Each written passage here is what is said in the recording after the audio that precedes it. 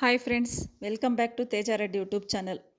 Friends, ನಾನಿವತ್ತು ಮೊಳ ಅಂದರೆ ರ್ಯಾಬಿಟ್ ಸಾರು ಮಾಡೋದನ್ನ ತೋರಿಸ್ತಾ ಇದ್ದೀನಿ ನಿಮಗೆ. ಇದು ರ್ಯಾಬಿಟ್ ಮಟನ್ನು. ಇದು ಸುಮಾರು 1.5 kg ಅಷ್ಟಿತ್ತು. ಇದನ್ನು ಮಾಡೋ ವಿಧಾನ, ಬೇಕಾಗಿರೋ ಪದಾರ್ಥಗಳು: ಬಾಣಲಿಯಲ್ಲಿ ನಾವು 1 ಟೇಬಲ್ ಸ್ಪೂನಷ್ಟು ಆಯಿಲ್ ಹಾಕ್ಕೊಂಡು ಅದಕ್ಕೆ ಬೆಳ್ಳುಳ್ಳಿ, ಈರುಳ್ಳಿ, ಹಸಿಮೆಣ್ಸಿನ್ಕಾಯಿ ಒಂದು 3-4 ಹಸಿಮೆಣ್ಸಿನ್ಕಾಯಿ, ಹಾಗೆಯೇ ಪುದೀನ ಸೊಪ್ಪು ಸ್ವಲ್ಪ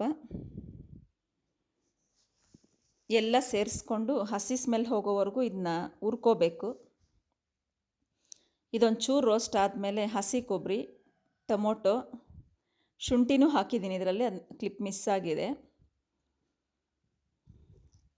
ಇವೆಲ್ಲ ಹಾಕ್ಕೊಂಡು ಒಂಚೂರು ಹಸಿ ಸ್ಮೆಲ್ ಹೋಗೋವರೆಗೂ ಆಯಿಲಲ್ಲಿ ಸ್ಲೋ ಫ್ಲೇಮ್ ಇಟ್ಕೊಂಡು ಹುರ್ಕೋಬೇಕು.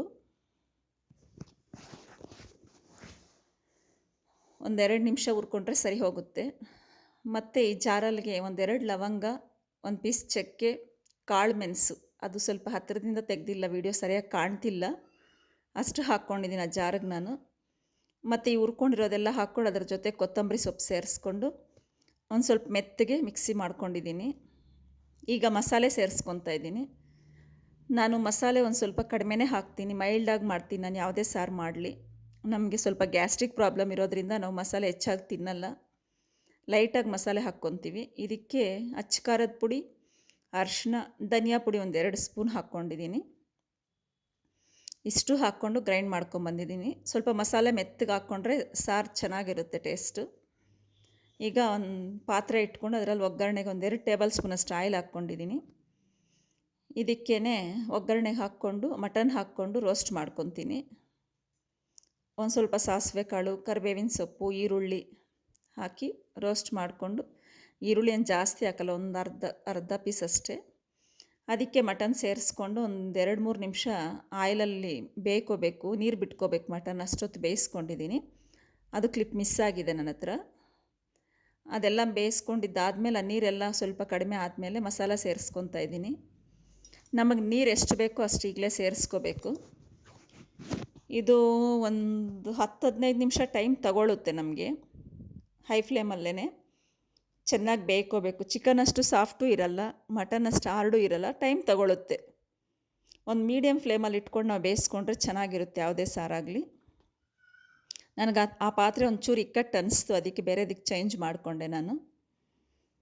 ಇದು ಆರೋಗ್ಯಕ್ಕೆ ಒಳ್ಳೆಯದು ಅಂತಾರೆ, ಯಾಕಂದರೆ ಕಾಡಲ್ಲಿ ಮೂಲಿಕೆಗಳೆಲ್ಲ ತಿಂದಿರುತ್ತಿದ್ದು. ಅದಕ್ಕೆ ಇದು ನಮ್ಮೂರಲ್ಲಿ ಬೇಟೆಗೆ ಹೋಗಿದ್ರು, ಅವ್ರು ತಂದುಕೊಟ್ಟಿದ್ರು, ಅದನ್ನ ಮಾಡ್ತಾಯಿದ್ದೀನಿ ನಾನು.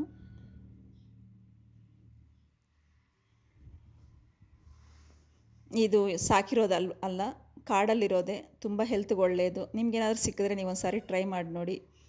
ನೀವು ಯಾವ ಥರ ಮಾಡ್ತೀರಾ ಅಂತ ನನಗೆ ಕಾಮೆಂಟಲ್ಲಿ ಹೇಳಿ.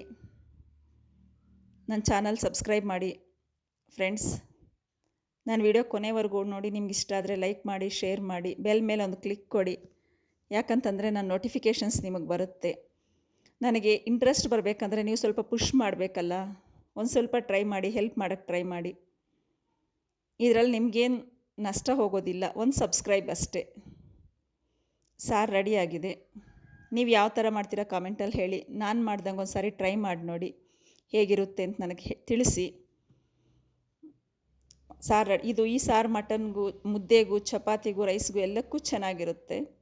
ನಾವು ನಾನ್ ವೆಜ್ ಮಾಡಿದಾಗ ಕಂಪಲ್ಸರಿ ಕಾಳು ಮೆಣಸಿನ ರಸ ಮಾಡ್ಕೊತೀವಿ. ರಸ ಮಾಡಿದ್ದೀನಿ. ಇದೆಲ್ರಿಗೂ ಗೊತ್ತಿರುತ್ತೆ ರೆಸಿಪಿ ಅಂತ ನಾನೇನು ಡೀಟೇಲಾಗಿ ತೋರಿಸಿಲ್ಲ. ನಿಮಗೇನಾದರೂ ಬೇಕಂತಂದರೆ ಕಾಮೆಂಟಲ್ಲಿ ತಿಳಿಸಿ, ಮಾಡಿ ತೋರಿಸ್ತೀನಿ. ತುಂಬ ಈಸಿ, ಚೆನ್ನಾಗಿರುತ್ತೆ. ನನ್ನ ಚಾನಲ್ ನೋಡಿದ್ದಕ್ಕೆ ನಿಮಗೆಲ್ರಿಗೂ ಥ್ಯಾಂಕ್ಸ್.